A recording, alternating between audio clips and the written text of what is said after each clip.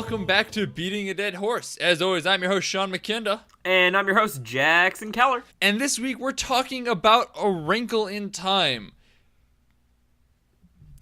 I liked it well enough. It had some problems. Yeah, it was fine, I guess. I mean, a lot of people got a lot of enjoyment out of it, and I think that's what's really important. So, more power to them. Yeah, can't really get too mad over people being happy over an innocent movie with a positive message. So, See you next week. Hello, and welcome back to Beating a Dead Horse. As always, I'm your host, Sean McKinda. Fuck. Did we do something wrong? What happened? No, I didn't. No. I thought I was going to say something about Hurricane Heist instead of doing the usual intro, but it came out as just fuck.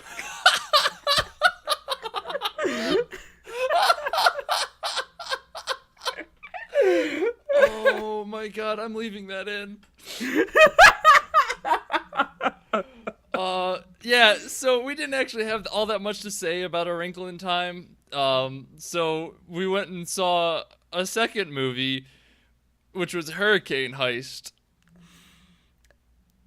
This is absolutely the worst movie we've discussed on this podcast, I think.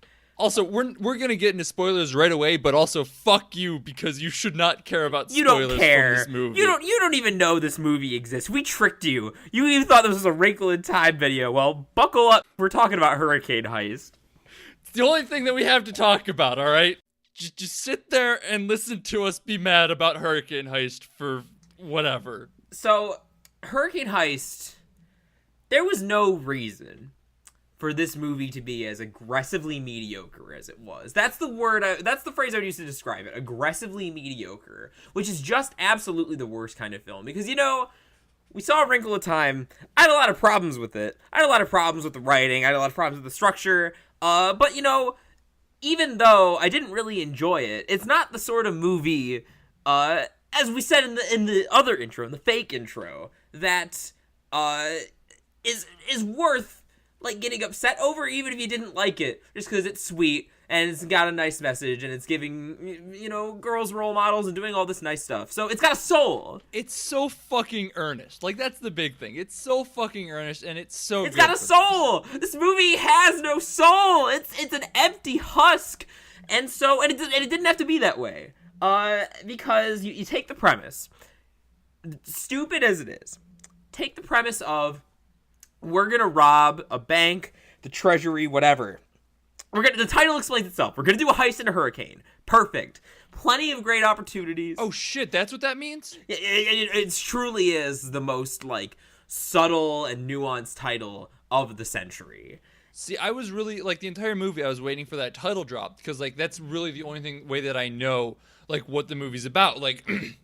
The Iron Giant confused the fuck out of me until somebody's like, "Look, it's an Iron Giant," and I went, "Oh, okay, that makes sense." And same thing with Blade Runner. It's not until somebody goes, "It's a Blade Runner," that it all falls into place. So I'm happy that you explained this to me because they never said it's a hurricane heist. To be fair, you have to have a very high IQ to understand the hurricane heist. That must be why I don't like Rick and Morty. No, so the hurricane heist, you take that setup, and that is a perfectly reasonable setup for a schlock thriller, for a Die Hard ripoff. You go in there, you get some pyrotechnics going, you get some nice cheesy one-liners, you set up some hurricane-related action sequences, make it hour and a half long, and you should have a perfectly entertaining B-movie. Perfect, Netflix fodder that you can, get drunk and have a good time with. And that's what I thought we were in for. That's why we chose this as our backup, even though, we were under no impression that the film was going to actually be good. And, oh god, I just called it a film. That feels wrong. See, I went into this, I like the Fast and the Furious movies. I think that needs to be established right here and now. That blew my mind, by the way, that this was by the director of the Fast and the Furious. I could not believe it, because, I had to assume that this was like the most like low budget, like nobody movie in the world. Like I was stunned that the director had made a real action movie before this. Yeah, and they are good and schlocky and dumb and fantastically fun to watch. Like I was like, all right, cool. This premise sounds wild. I am all in on it. It's by the guy who made Fast and the Furious. Like that, this is a perfect fit for him. It's all about like things and hurricanes, and there's a lot of cars and trucks and stuff. Great, fucking sign me up. I'm so excited.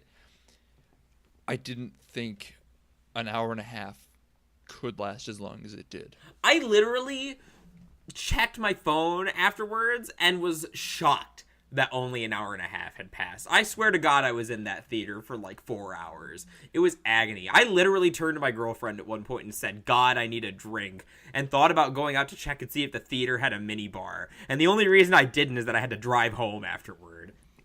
I was alone in the back row of the theater. There was one other family in front of me, but like they're down and below. It was like a dine-in theater, so like I was entirely isolated. I could not stop checking my phone.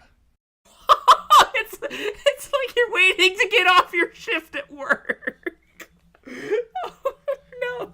It's like when you're at work, you know, and you like keep waiting for your shift to end and you got like an hour, so you keep staring at the clock and like only 2 minutes have passed. No, it was. I would be like, all right, well, let's see what happened. Is anything happened on Twitter? No, all right, never mind. I guess I'm putting that back. But like, I'd feel bad because I'd be like, all right, I'm in a theater. I have to watch this movie. I just paid $13 fucking to go see Hurricane Heist. You know, that was the most infuriating thing. So, I managed to convince my girlfriend to follow me into Hurricane Heist, if only because in case it was bad, I wanted someone there to riff on it. And it was almost ideal conditions, because we were sure in this tiny ass theater that nobody would be here to see Hurricane Heist. Everyone would be going to see Wrinkle in Time. Everyone, like the last people who hadn't seen Black Panther yet, they'd be going to Black Panther.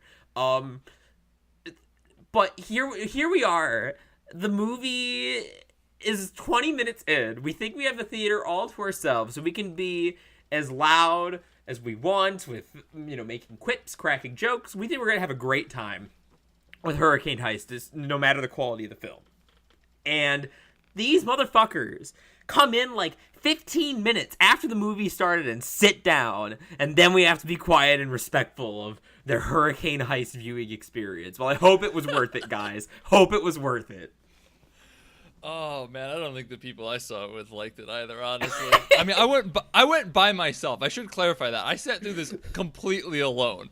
And I think that's the other reason I kept checking my phone, because I kept being like, all right, significant other, please send me something that I can respond to. Something that needs my attention, because I can't keep paying attention to this. No, it was so funny because the guys who came in, it looked like a dad and his two like teenage preteen sons, and the dad, I couldn't tell if the fact that he had his like hand in on his forehead the whole time, like I couldn't tell if he was more annoyed at the movie or at me and my girlfriend giggling at it right behind him. Which, I mean, I guess we should mention, there were moments in this that were giggle-worthy. You know, some of you, I'm sure, are wondering if, but wait, with that kind of schlock premise, like, of course there has to be some sort of, like, laughs you can get out of it. And there certainly are. There were definitely highlights to the Hurricane Heist.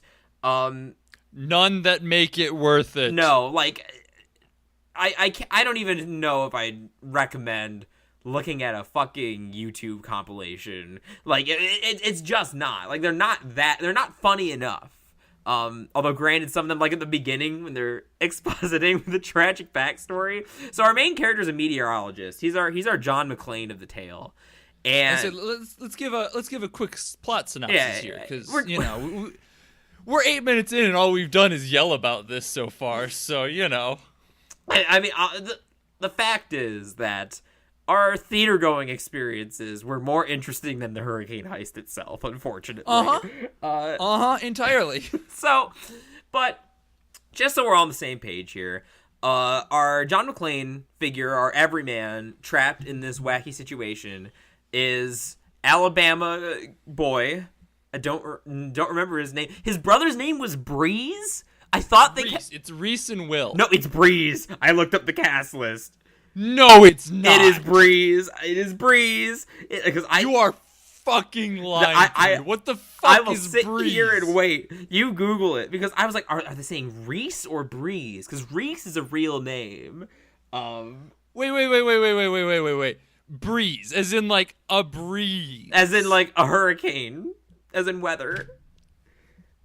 Unless like I went into like a fever dream after the movie and hallucinated that I saw that. But I'm like 90% sure that his brother's name is Breeze. All right. It's fucking Breeze.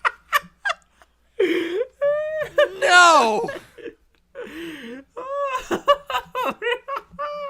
So Breeze and his brother are kids in the opening scene, and they're bickering and having some drama or whatever, and their dad stupidly goes outside in the hurricane to try and get the truck unhatched instead of just waiting in the house with them. I don't know why a man who like lives in Alabama and would presumably know what to do around hurricanes because he's been through them like his whole life. I don't know why the fuck he would do this and not just like stay inside and keep his son safe, but whatever. So dad gets crushed by like a barrel. It's not a barrel. It is. No, it's a fucking water tower, and it's great. It's a water he's there. It rolls across, and he's gone. It's fucking stellar. No, it's so the movie sets you up thinking it's gonna be real funny because you get the 1-2 punch of the water. It was a water tower. So you get the extremely dramatic water tower death, and then it pans up to the sky, and little boy protagonist sees a giant like dark mark in the sky, like a Death Eater skull from Harry Potter, and it makes a skull, and it makes a scary face at him. So I was all set. I was ready for the hurricane heist at this point, and to be fair, even though it starts with some more boring ass bullshit about, oh, I feel the weather in my bones. This is going to be a bad storm, weatherman, and like some trite ass dialogue and whatever. Dialogue in this movie fucking sucks. And so, but it managed to keep my attention because the second notable scene was when we're introduced to our villain, our really like over the top, clearly trying to be Hans Gruber. Like this movie really wants to be Die Hard. Except the Hans Gruber analog in this is just completely fucking incompetent. Like he just gets Hans Gruber analog is going to be in Ready Player One. Is he really? I've gone down a hole on IMDb while you're explaining the plot. Yeah, he's in Ready Player One apparently. Well, you know what? Maybe just didn't get the right material to shine. Because, you know, I appreciate, even with his ridiculous accent and his really gruff, like, I am clearly the story's villain, like, voice. I appreciated that he was doing something because everyone else, like, oh my god, the sheriff. I liked him. Oh, no, yeah, I appreciated him. Like the sheriff that shows up, what the fuck was up with this accent? He was like Australian, trying to be from like Alabama. Everyone's accent was terrible. Okay, so here's my question. Was this my theater or was it more than that? Because it felt like their audio was a little out of sync. But like at the same time, like, is it just because of the accent? Like, is the accent just like, I'm from Alabama, and like it just so badly fucks up your mouth shape that it looks wrong? You know, at first I was thinking, no, it was just your theater. I didn't notice anything. But now that you mention it, I did sort of enter like a dissociative state from what was going on the screen because the accents just did not comply with like the visual information that my brain was getting. So I think it's just the accents being done so badly. So the yeah, kids were the worst part. Like their mouths looked nothing like what they were saying. I mean, it's also possible that they might have dubbed them over like The Room. I mean, it's not unheard of.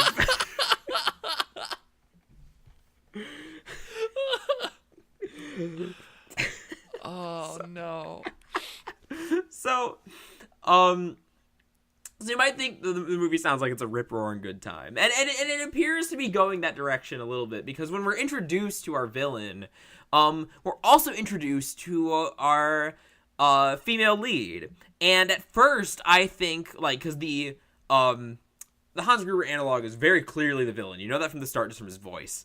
And also the fact that they're framed in this big truck. So I thought the girl that was with him was going to be like part of the villainous team. Like, it was going to be kind of like a Bonnie and Clyde thing, because they sort of had some like rapport. And then this crazy lady like plows into like a family sedan with a semi truck, and then like runs over a farmer's crops, and like laughs as she does it, and make some comment about how there's less cancer in the world because of the tobacco crop. Yeah, so... And, like, weirdly enough, I need to take a minute here. This movie keeps making, like, weird cracks that are like, yeah, I mean, you're right. Like, tobacco's bad. And they're like, there's a weird, like, Birdemic level commentary about global warming for 5 minutes that was wild. But, like, both these things are, like, accurate. It's so weird and out of place in this movie. Well, accurate insofar as, like, accurate as in global warming is bad and it's making storms worse, but maybe not so accurate in that the lead's motivation is to, like, control the weather. Like, did you get that nugget? Like, Alright, no, right now, my headcanon says that this is a prequel to Geostorm. That it's done. This is a prequel to Geostorm, which, if you are looking for a bad movie to watch, go watch that. That is a good movie. Terrible, but great. All right, before we get too far off track, I really want to get back to this blonde lady, because it's setting them up as like maybe like a Team Rocket, like Bonnie and Clyde, like villain team. Like, he's the like straight-laced, like boss, like level-headed, and she's like the wild loose cannon. Cop on the edge, yeah, but not a cop. No, exactly. But then it turns out that she's our protagonist, and there's just no explanation for like her completely insane behavior, except that like she's supposed to be a loose cannon, I guess, but she never does anything that like loose after that. Well, there's a big explanation that, like, she got in trouble before, so that was probably when she was a loose cannon. What'd she do? Who knows? Did somebody die because of it? Apparently, but we're never really told what. And, like, there's a lot of we should know, and, like, the characters just seem to know these things that's never conveyed to the audience. And yet, the movie still spends like an ungodly amount of time trying to develop these shitty paper-thin characters. Like, we're in this quantum state of simultaneously knowing too much and too little about them. It's a nightmare. Oh, they're both over and underdeveloped. It's not until you observe them that you can decide which is which.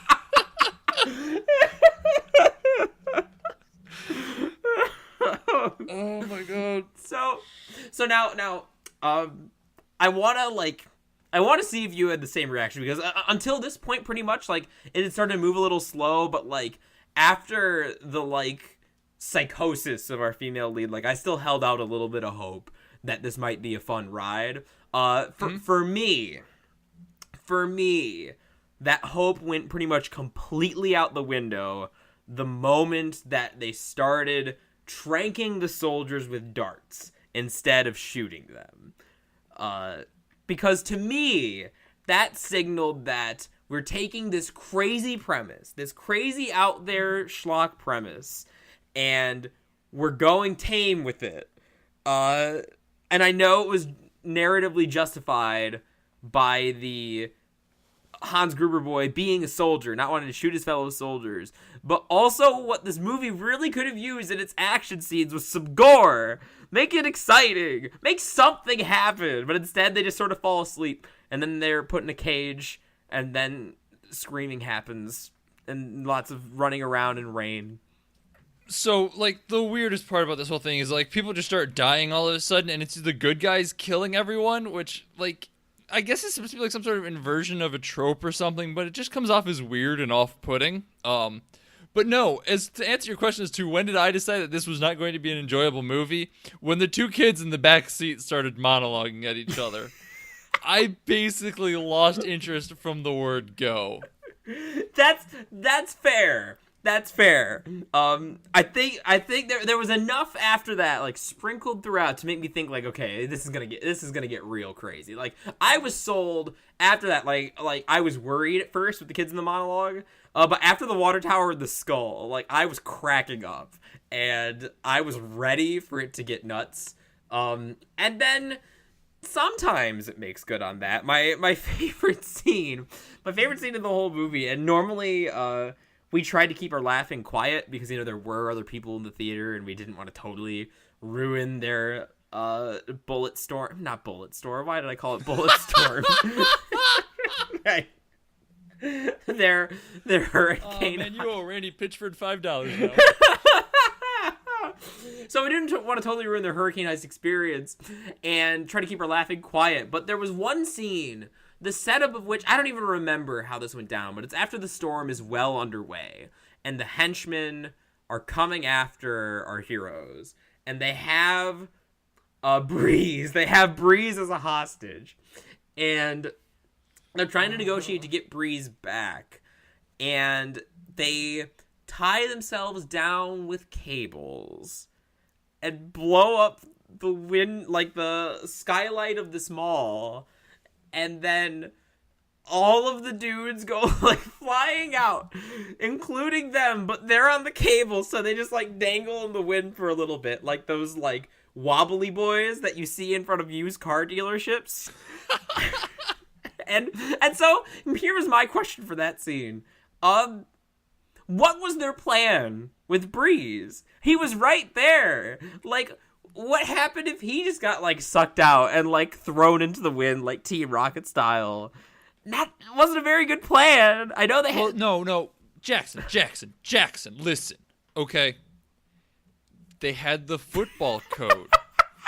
So, like, when they said, like, Red Dog, Omaha, 22. Oh my God, was that actually? I think that was actually. I think those were the exact words. I think you got it. I need to hang up now. Thank you for listening, everybody. This has been Beating a Dead Horse. And that's our early ending joke of an episode. No, so I think like the idea is like he was supposed to understand to run, but like it was so precarious. That like Eddie just slipped a little bit. They would have killed him. Then what would he have done? Yeah, and like if he made a sudden move, like what if the henchman just shot him? Like when he tried to run?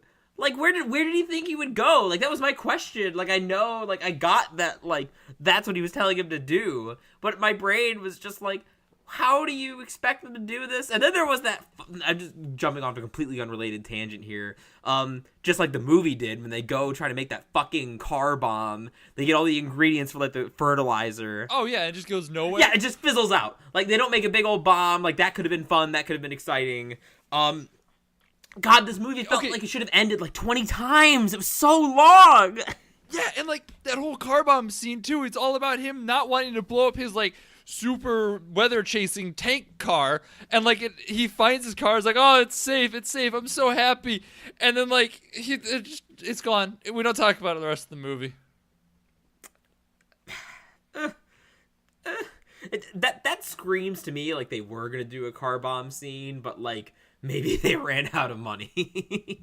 Or they ran out of a way to figure out how to move an armored car in a flooded street down, because I don't think they're gonna have a great luck with that. So that was one of my favorite parts of the movie, was just that with the presentation of the hurricane itself. Like this hurricane is tearing buildings off of its foundation, and yet people are just like standing on the ground shouting at each other, just like totally fine and able to navigate their surroundings completely and able to hear each other. Yeah. Like there's a little bit of a struggle, like, I can't quite hear you, but I think I know what you're saying. It's okay. It's never like, that's going to be some good audio for me to edit right there. Oh, no. Yeah, so, I mean, God. Oh, so do you want to talk about the most fucked up death in this movie? That felt wrong to me. Which one? Which one? There's several odd deaths. Like, hey, so here's before we dive into that, I'm gonna talk about what I thought was really fucked up. Lay it on Was me. that Lay it on me. So we're all like, at this point, no one had died yet, and like everybody had just been tranked and whatnot. And then the first time I thought someone was about to die, the main protagonists stop in their armored tank car. It shoots spikes into the ground, standard hurricane car stuff like this is genuinely real. And the car that's chasing them slams into it so hard it flips a couple times and lands a couple stalls over. I'm like, oh, okay, so that's where the first death is. That's gruesome and rough for the good guys to kill the first person. And then they're like, oh no, they're still alive. And then they start to drive away. I'm like, oh, okay. So instead, we're going to let them drown / get obliterated by a hurricane. That's even worse. What is happening? I was floored. I'm like, so you're letting the good guys get the first kill, and it's going to be gruesome. So that's pretty fucked. I guess I'm thinking more of optics, because, I think this is the first actual death, not counting the flashback. I think this is the first actual death.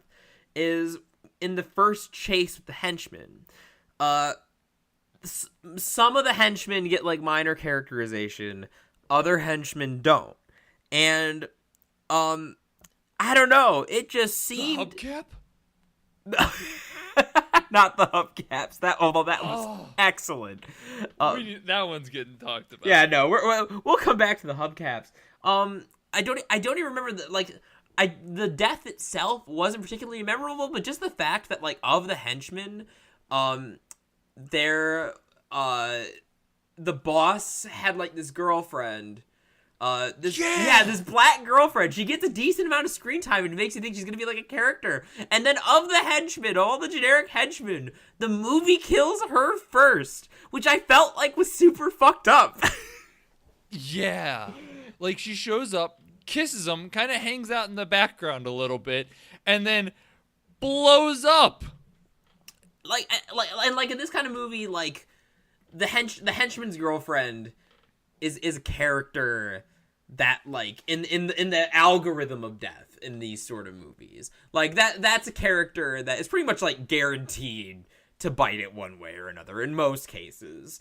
But usually she goes out, like, after going nuts and trying to, like, just rip people's faces off and has a couple moments of badassery or some sort of autonomy and competency. What was her name? The girl from Baby Driver, like her.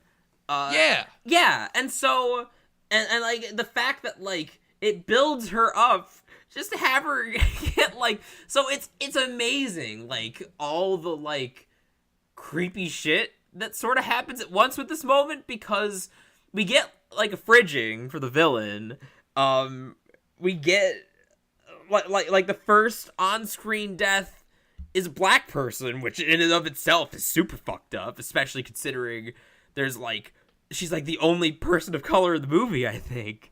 Yeah, the whole thing is it just struck me as, like, oh no, why did it have to go like this? Like, oh no. So it was, yeah, I actually, when that happened, I thought the exact same thing. I'm like, that was a weird way to kill that person. Like, did they really even need to die? I mean, I guess all the bad guys died, but that's wild too, honestly. But neither here nor there. Yeah, so, like, because it's not Die Hard. Like, I think that needs to be, like, stressed. This movie isn't Die Hard.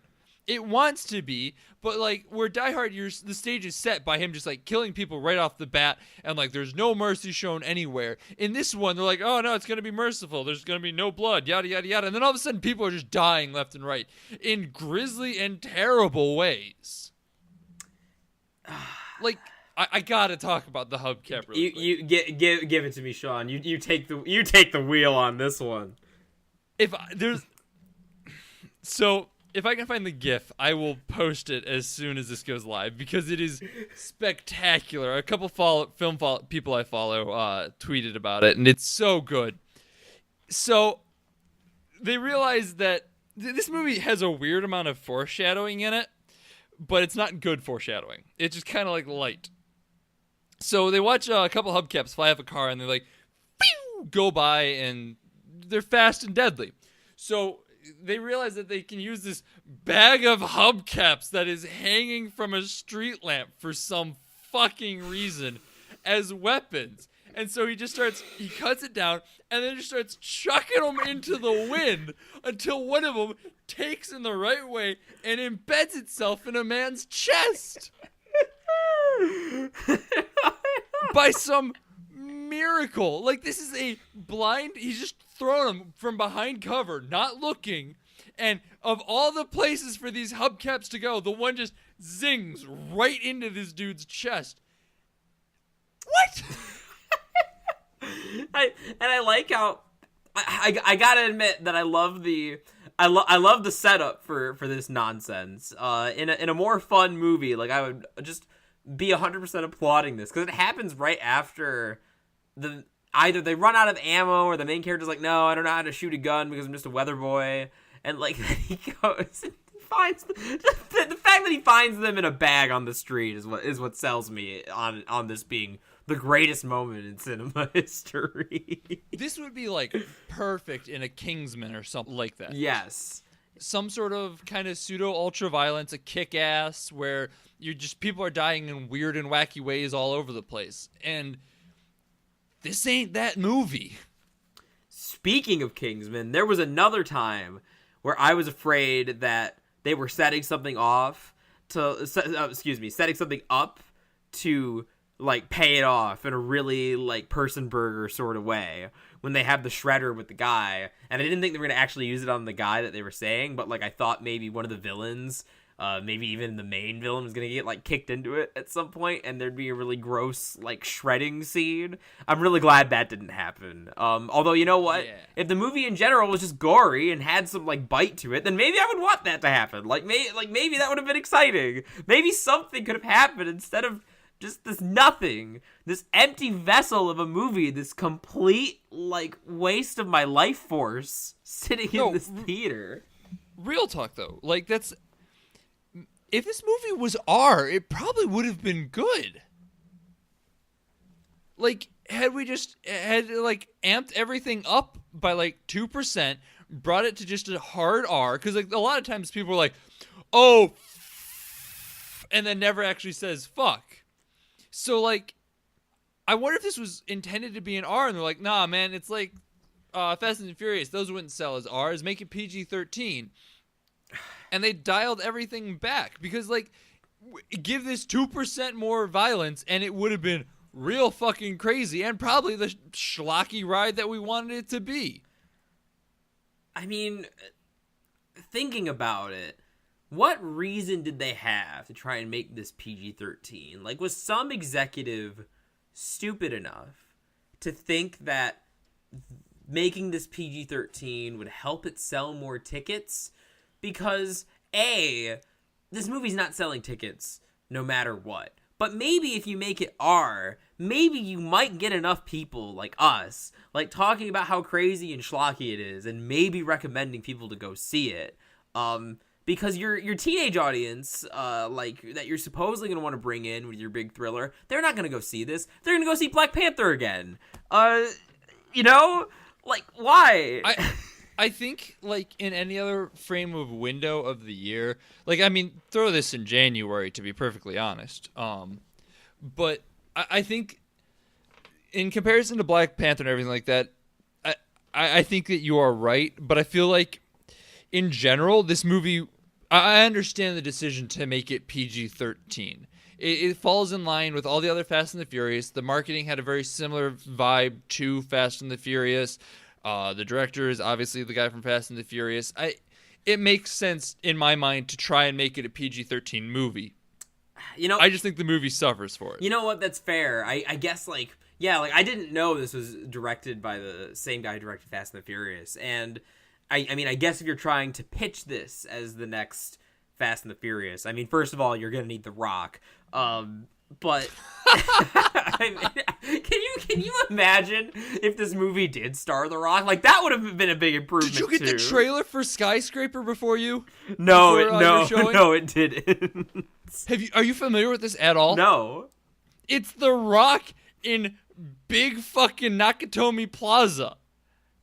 It's like it is what you are thinking of right now. It is like the Burj Dubai with his family inside of it and villains and like the 200th floor is on fire bullshit. I don't want to get excited about it because I don't want another hurricane heist to happen this year, but it looks like it could be really bad good. Well, and see, that's the thing about The Rock. Even when you have a movie starring The Rock that isn't good, it's always going to be at least somewhat of a good time because he's an insanely charismatic man. Like, he is the most. No, it's terrific. And the fact that I mean, like, so I don't know much about the director of the Fast and Furious. I don't know how. I was under the impression that the franchise had changed hands a couple times. Yeah. So, I mean, if he just directed like the first Fast and the Furious movie, I mean, that was ages ago. I mean, I get you're trying to cash in on brand recognition, but I feel like, you know, we don't associate that franchise with the director. We associate it with Vin Diesel or The Rock or like the actors, who are sort of like, they're kind of vehicles, for the movie stars. They're kind of one of our last like actual like star driven action hero franchises. So the fact that we just have a bunch of nobodies in this all doing the shittiest accents imaginable, just, you know, there's that possibility of for enjoyment out the window. Like, no charisma from anyone on screen. Look, I mean, I just kind of looked into Rob Cohen, the director of this movie and the Fast and the Furious, just to see what else he's done recently. He has only done the Fast and the Furious, but I feel like this movie would have been marketed better if it was Hurricane Heist from the director of Stealth. Oh. You know, that movie about the sentient stealth bomber. Well, I feel like the marketing would certainly have been more indicative of the kind of stupidity we were in for. Oh, yeah, he has done, like, just the first Fast and the Furious of the Fast movies. He did Triple X, and he did Stealth. And some other ones, but those are the three that I know of. You know, the fact that we couldn't get any fun out of a premise like Hurricane Heist with that kind of director is truly a shame. It's there was nothing to be had in this movie. The best moments are when people die in this movie, and yeah, that's fucking morbid, but you're listening to a podcast about death. What do you expect? We're a bunch of morbid fucks here. So, like, those are genuinely the best part of the movie. And, like, unfortunately, it happens so quickly. The rest of it is so uninteresting. It's just not worth going to see. It's boring.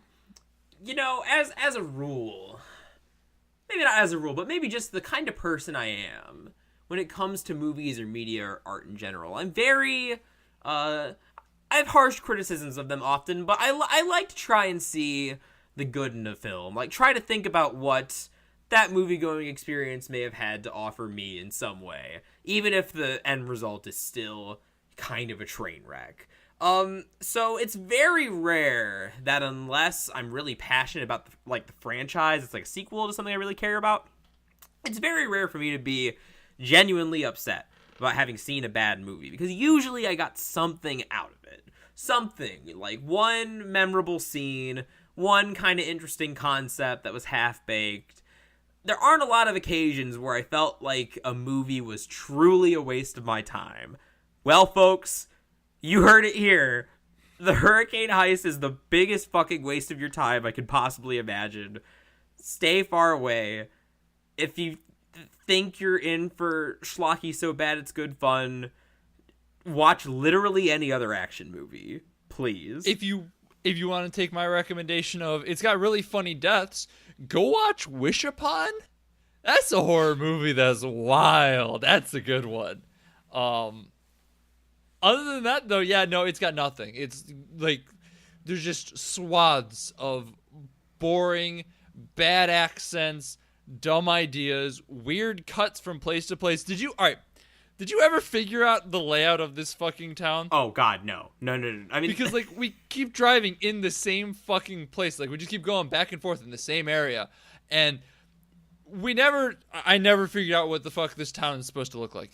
Well, it's weird because we get like this shot of like a town circle, like town square, which maybe makes you think it's sort of set up like that, but then no, there's just no sense of geography at all. I have no idea where the treasury base is supposed to be. No, it was just complete nonsense.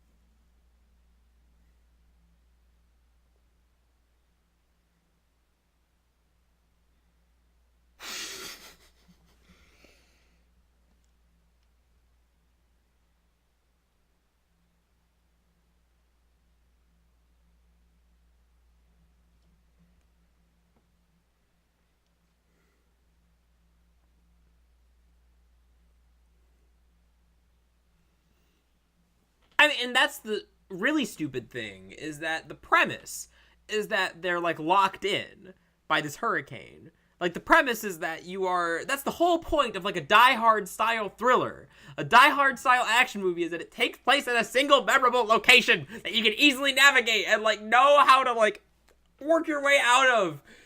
This is the fact that the geography is so wrong. It's just another way this movie is just completely fucking incompetent.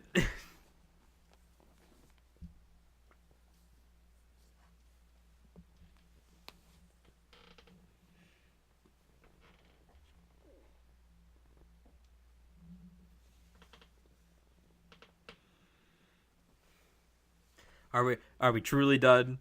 Are we truly done this time?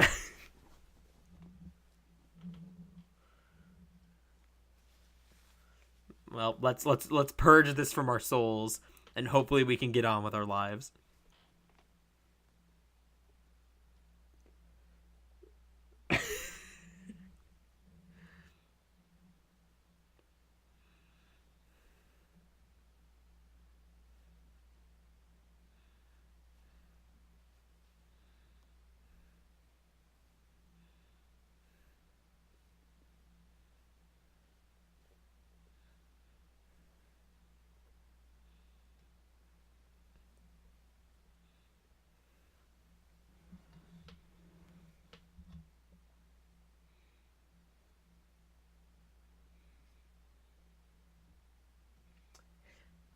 Well said, Sean. I'm Jackson Keller. You can. I mean, I don't know. I mean, you hit all the major points. You plugged everything you needed to plug. Anyway, unlike Sean here, I'm still just over on Twitter at Jackson J Keller. I don't know. I don't even know what to say anymore. If you want to keep up to date with what's going on with the podcast, you can find us on Twitter collectively at BADH_cast. We tweet about updates, things that are happening, what's coming out. As always, we'd like to thank Lords of the Highway for the use of our theme song. It is Suicide Alternate Take off the album High Octane, Low Expectations. Go check them out. They got a great couple albums. Lots of albums, actually, not even a couple. Next week, I believe we'll be talking about Game Night. So until then, bye.